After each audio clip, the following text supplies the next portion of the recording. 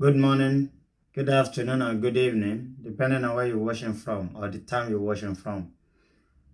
Please, I want us to analyze something critically. And this is going to be talking to the youth, especially. Then I want to ask a question. Do we think the youths are really good in governance? Do we really think the involvement of the youths are good in governance? I know people will be wondering why am I saying this because I'm a member of the youth. Yes, I'm a member of the youth.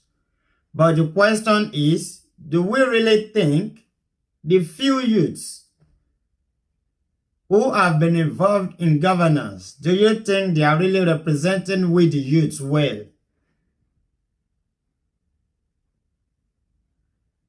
Do we really think these people are representing us well in governance?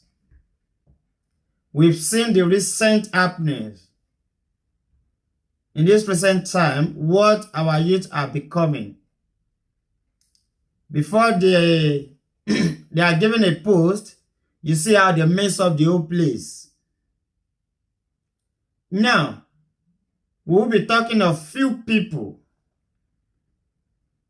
just few people, and what they've done within the shortest space they occupied power. We'll be talking about this Minister for Humanitarian and Disaster Management.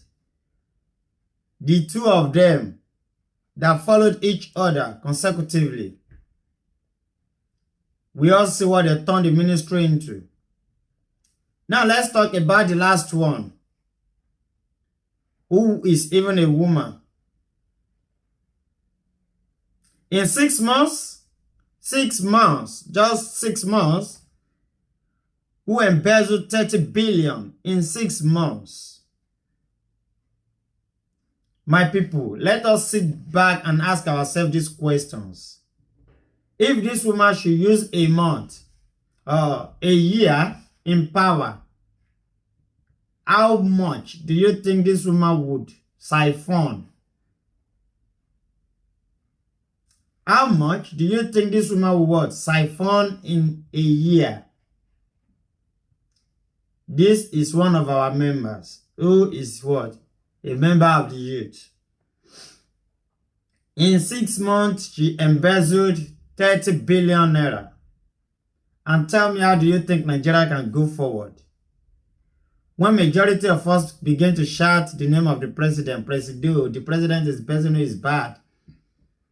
This video, this content will take us back and then we can ask questions.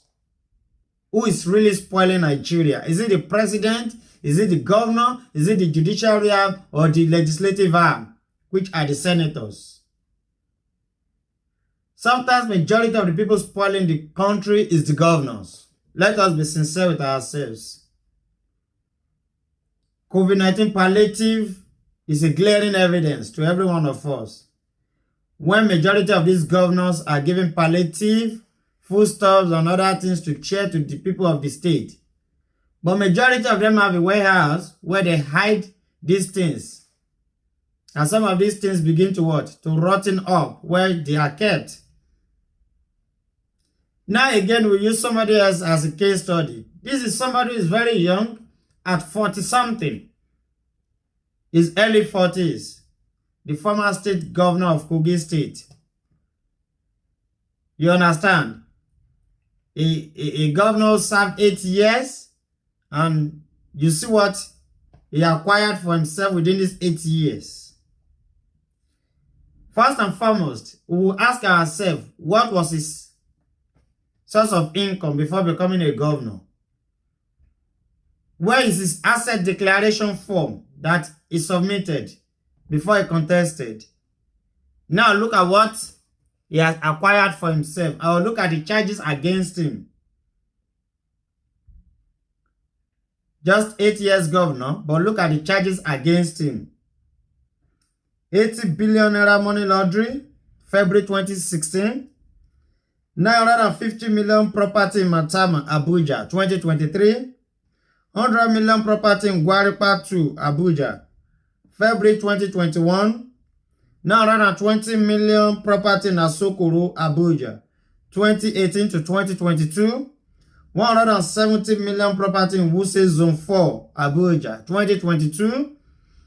100 million property in Guzapi, Abuja, August 2018.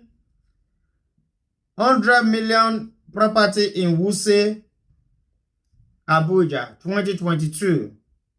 66 million property in Aminu Kano Crescent, Wuse 2, Abuja. 550 million property in Matama, Abuja, February 2022. 650 million worth property in Wuse, Abuja, 2021. 5 million dirham worth property in Dubai, United Arab Emirates, 2022. 60 million naira worth property in Wuse Zone 4, Abuja, 2016. 310 million property in Wuse Zone 4, Abuja, October 2017. 412 million worth of property in Wuse, December 2020.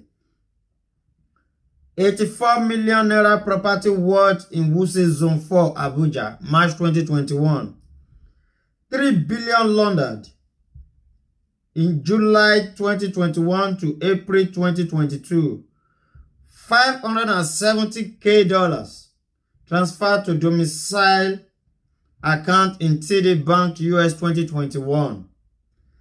$556,000 transferred to a US account in TD in the US 2022 to 2023.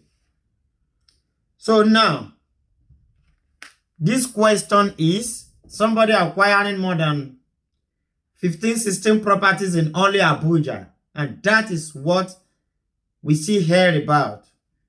What of other properties that are not in his name? This is a governor representing the good people of Kogi State, where people are dying on a daily basis because of hunger, where pensioners could no longer afford to buy their medications.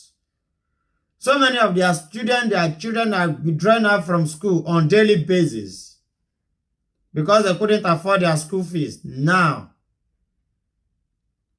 what is he turning himself to? After acquiring all this wealth, after acquiring all this property, do we think he owes his own life? This is a man where children in primary schools of other parents couldn't afford uniform. The money for their uniform, their school standard, they couldn't even pay school fees. And this is a man who is paying in advance the sum of 1.1 billion naira in advance, school fees advance. What then happens? How do you think this will go? What if God decides to take your life with these children you paid in advance for? What do you think? It's just an imagination. And it's something that could happen. If you paid 1.1 billion in advance for your children's school fees and other people in your state can't even afford the recent school fees of that time, and you are paying 1.1 billion in advance, what if God decides to take your life with these children? Then the whole money is going to be a waste. Or do you think the school will refund this money back to your family?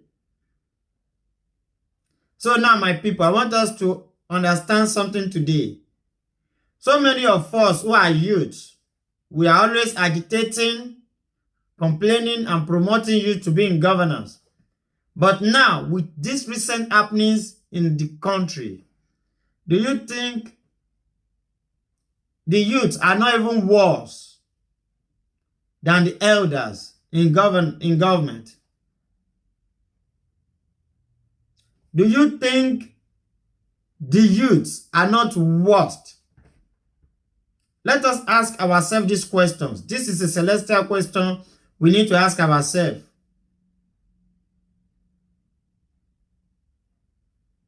So let me not take this video too long. But the question now is, my fellow youth, kindly see this. Drop your comment if you really think the involvement of the youth in the government is what is required because of what they are beginning to turn themselves into. And not only these people, I call their name, if you put 100% youth in government, 80% of them have this character. They are fearless, they are merciless, and they are greedy set of people. I once see somebody who they asked to submit the name of 5 widows. This particular person dropped the name of his wife when he is still alive. Do you know what I mean? He's praying to die young, or he's praying the wife to become a widow. These are greed. So I wouldn't want to take this video too long.